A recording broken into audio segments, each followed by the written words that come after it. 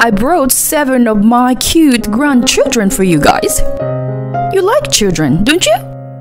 She had suddenly arrived at our newly built house with the children without even informing us. I'm Amanda, 34 years old, and I've been married for 2 years to my husband, Will. We make a living together by teaching programming at a school we own. I had always admired teachers since I was a child, and even took the teacher certification exam, but ended up owning a school. My job is fulfilling every day. Our dream as a couple is to build a house together, and we have been working hard for several years, saving money. Thanks to financial supports from my parents, we plan to achieve our dream of owning our own home earlier than expected this year. However, there is one concern in our life, which is our relationship with my husband's family. Will is the third of 4 siblings, and his father and mother favor the eldest son and eldest daughter while neglecting Will. With the birth of his younger brother, his parents' affection was redirected towards him. When Will was a high school student, he started working part-time and decided to use the money to take out a scholarship to go to college. He was about to move out of his parents' house when it happened. His mother had taken the money he had saved and gave it to his older brother without his knowledge. By the time Will found out, it was all gone. As a result, he was forced to commute 3 hours back and forth to university every day. After starting university, Will worked 2 part-time jobs and worked himself to the brink of exhaustion. From that time on, he was estranged from his family. When the topic of our marriage came up, he told me about his relationship with his parents. I told him to what he wanted, and he reported our marriage to his parents, even if it was just a formality. Then, an unexpected response came back to us. Amanda, I'm so glad you came. Please take care of my precious son. Will, I'm sorry for everything, that we couldn't give you love and care when you were a child. Surprisingly, my mother-in-law bowed her head to us when we visited. I am not saying that everything will be fixed right away, but we've changed. Could we start over as a family? With a gentle smile, she spoke these words. I wonder if they realized how much they mistreated Will while he were apart for several years. Or maybe Will exaggerated the situation when talking to me. But I was relieved that an opportunity had come for Will to repair his relationship with his family. And not only my mother-in-law, but also my father-in-law and Will's siblings blessed us, and we were able to get married safely. For a while, we had a good relationship with the in-laws. However, things began to change little by little in the summer of the year we got married. The summer break period was a time when the training of the programming class became more intense. Will and I were both busy every day. Then one day, I received a call from my sister-in-law. Amanda, it's been a while. Oh, hi. How have you been? Good. You know, Amanda, I have a favor to ask. Without even saying hello properly, my sister-in-law started telling me about her request. Can you give my child the programming class materials? I'm sorry, but we only have enough materials for the number of students. And it's also against the rules to give them for free. When I apologized like that, my sister-in-law continued with dissatisfaction. What? Can you do something about it? I thought it will be good for my son's future. I'm sorry, I can't help you. Alright, got it. See ya. My sister-in-law persisted in asking me for teaching materials, but I refused because I couldn't. She hung up the phone when she found out she couldn't get what she wanted. I felt uneasy about her attitude, but I only told Will about the fact that I had been asked for materials but refused. At that time, Will had begun to become more positive in his attitude toward his family, so I didn't want to cause any more trouble. Well, we can't give them the materials, but should I give them some advice instead? After listening to me, Will contacted his sister and said that, in hindsight, this may have been the beginning of everything. A few days after his sister contacted me, Will's mother contacted me about her grandchild. Amanda? Hi. It's about my grandchild. You are a programming teacher, right? Would you be willing to teach him in your spare time? Oh, hi. How's it going? Want me to teach? Well, the thing is, it's the summer break now, so I'm busy for a while. Wouldn't it be better to consult with the local programming school or a school teacher? It's not worth sending him to a programming school like that. The school teacher's classes are also shoddy, that I can't trust them. But considering the future, it would be better to consult with them, after all. Anyway, if you have some free time, would you come and see my grandchild? Okay? She interrupted me and hung up the phone. I told Will about this, but for this incident, I told him everything as it was. After listening to me, Will expressed his displeasure with his mother's attitude, but said that his nephew was not at fault, and he thought about it for a moment before saying, well, when our work comes down a bit, should we take care of our nephew for a while? And so, our hectic schedule during summer break ended without incident. We made time and immediately visited my sister-in-law's house. She has 2 children, but this time we were looking after her second son, who is in elementary school. However, I told my sister-in-law that my nephew's knowledge was lagging way behind and that we should protest to the school. It turned out that my nephew was hardly attending school at all. Additionally, it seemed that my sister-in-law had neither taught him at home nor asked about the progress of his classes at school. I mean, it's the fault of the teacher or the school. That doesn't match my son's needs. So, you should do something instead. You teach, right? She said this one-sidedly to us, leaving us speechless. We had a light conversation with my nephew and went home that day. After that, we visited my sister-in-law's house several times and took care of my nephew. We spent more time teaching him regular studies and having casual conversations than programming. As a result, my nephew was able to go back to school safely, and we were relieved. However, demands from my in-laws escalated day by day. They wanted us to provide free home tutoring or give a discount for their children to attend the programming class. This reminded Will of the past with his family, and he hesitated to cut off the relationship that was starting to be repaired. But he gradually began to meet their demands, even if it was a bit difficult. I was worried about Will and talked to him several times, but he replied, I don't want to cause any trouble for you, and I want to do what I can because I feel sorry for the children. Besides, our relationship with my parents is improving. I couldn't say anything against his sincerity, so I decided not to interfere with anything other than financial assistance.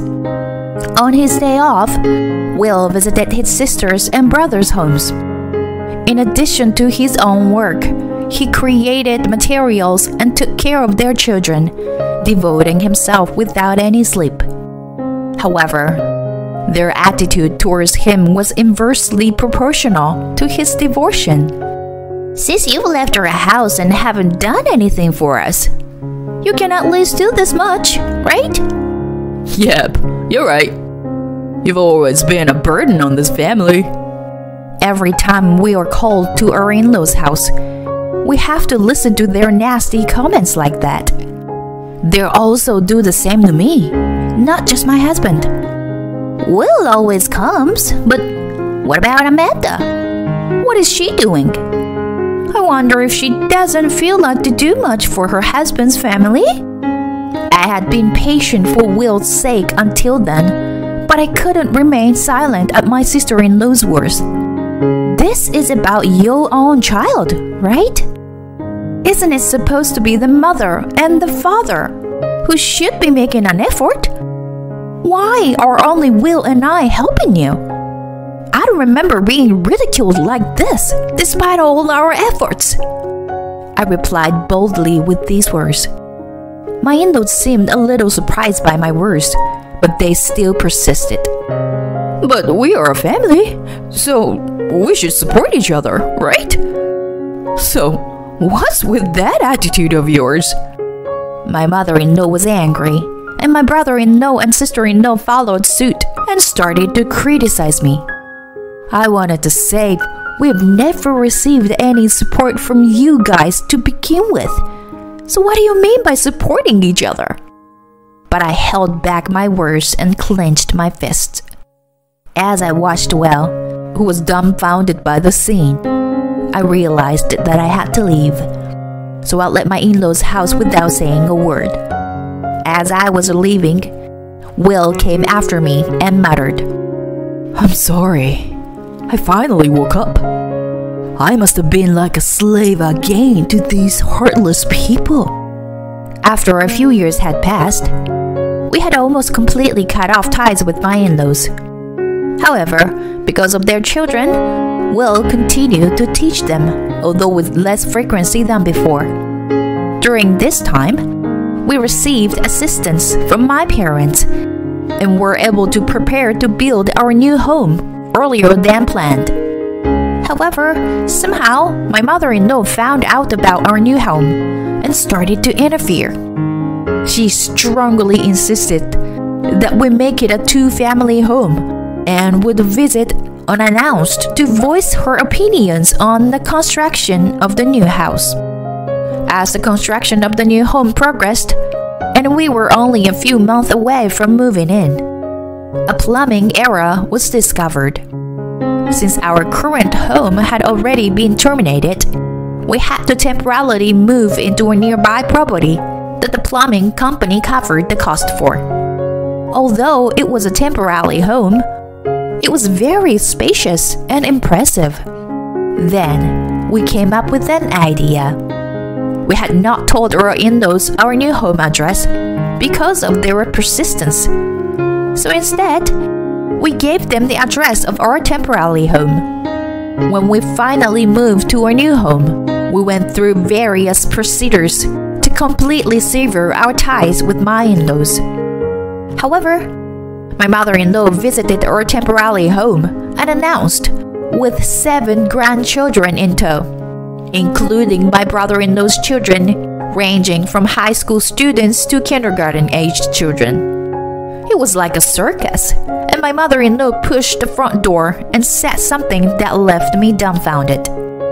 I brought 7 of my cute grandchildren for you guys. You like children, don't you? My sister-in-law spoke to me to add my mother-in-law's words. We're going on a trip with only the adults, starting today. You guys have time off, right? Can you take care of these kids while we're gone? Make sure to feed them and bathe them properly, okay? As I noticed the noisy atmosphere at the entrance, my husband came out from the back. Then I confidently said to my in-laws, Who are you guys? Huh? My mother-in-law and sister-in-law were surprised at the same time. What do you mean? Who are we? What is this? Yeah, what are you talking about? We're even giving you a chance to rebuild the relationship with your husband's family. They began to shout in anger at my words. My husband and I continued the conversation in the same tone. What do you mean by my husband's family? Well, Do you know these people? No, I don't know them. Aren't they your acquaintances, Amanda? I don't know such shameless people. Right. If you were talking about my husband, Will, he was recently adopted into my family. So my family is now his family. What business do you strangers have here? My in-laws were taken aback by my words. However, my mother-in-law immediately came back to attack. What are you doing? Adopted? Don't be silly. And what's with this house? It's not a two-family house, is it? Saying this, my mother-in-law began to make a scene, throwing shoes at me and knocking over the vase by the entrance. What are these people saying, Will? I don't know, but something seems off. Let's call the police just in case. Just as Will was taking out his phone to call the police, my mother-in-law seemed to understand the situation and shouted out, "Don't think you can get away with doing something like this for free.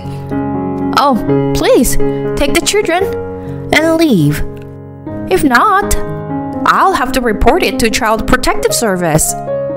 As I piled on, my sister-in-law hastily put the children in the car, kicked over a potted plant near the gate, and drove away. I immediately contacted my family and the real estate agency that had rented us the property, explaining the situation. My father answered the call and quickly arranged for a lawyer. He also said he would take steps to ensure that our ex-in-laws would not come near us. The broken vase and potted plant were actually provided by the real estate agency, but a surveillance camera had been installed at the entrance, so we were able to seek compensation for the damage as property damage. Later, my ex-brother-in-law called us on the phone. "You canceled our trip, so pay for the cancellation fee and compensation. Also, pay for the damages caused by abandoning the children." Since my brother-in-law made such an unreasonable request, we recorded the conversation and reported to the police as blackmail. In the end, my ex-mother-in-law and sister-in-law were charged with property damage, and my ex-brother-in-law was charged with blackmail and dealt with by the police. We had secretly been in contact with our nephew, whom we had looked after first. According to him, my sister-in-law was apparently giving a divorce as a result of this incident, and the children were taken by their father's family. We were able to obtain a restraining order against our ex-in-laws, and there were no further attacks afterwards. Our house was also safely completed, and we were able to move into our new home. As for me, I have been studying to become a child psychologist while working, secretly hoping to become a source of support for children like Will and my nephew. I've also begun to consider welcoming new family member. We want to live honestly and sincerely for the children who may come to us someday.